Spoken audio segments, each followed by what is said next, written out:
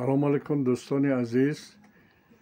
امروز هفتم январи سال 2025 من دکتر طاهری در شهر تهران در کتابخانه یکی از دوستانم دکتر کوروش پویانا هستم. حاضر نوبت سخن با دکتر پویانا. مرحمت. خودتان معرفی کنید. درود بر شما. من دکتر پویانا هستم، دوست و همکار دکتر طاهری. من 71 سال دارم و 50 ساله که کارهای تحقیقاتی انجام میدم. 45 ساله که کتاب می نویسم در زمینه طب طبیعی. من 4 تا تخصص دارم: متخصص بیماری های عمومی، تخصص تغذیه، تخصص پوست و مو و تخصص زیبایی و تناسب اندام.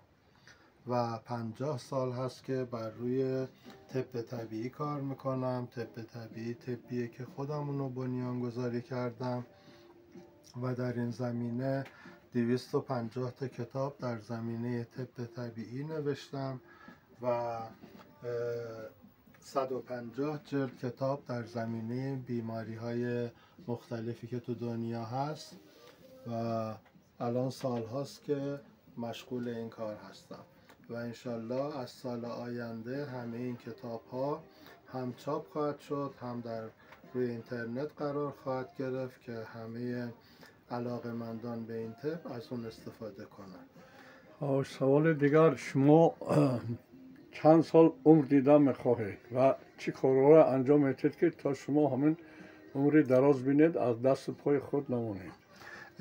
من تصور میکنم که 150 سال عمر کنم. در حدود 45 ساله که من گیاهخواری میکنم، اصلا هیچ نوع گوشتی نخوردم و 57 ساله که دارم ورزش های رزمی مثل کاراته انجام میدم. روز شما از چه شهر میشه؟ شما از چه روز خود را شروع میکنید؟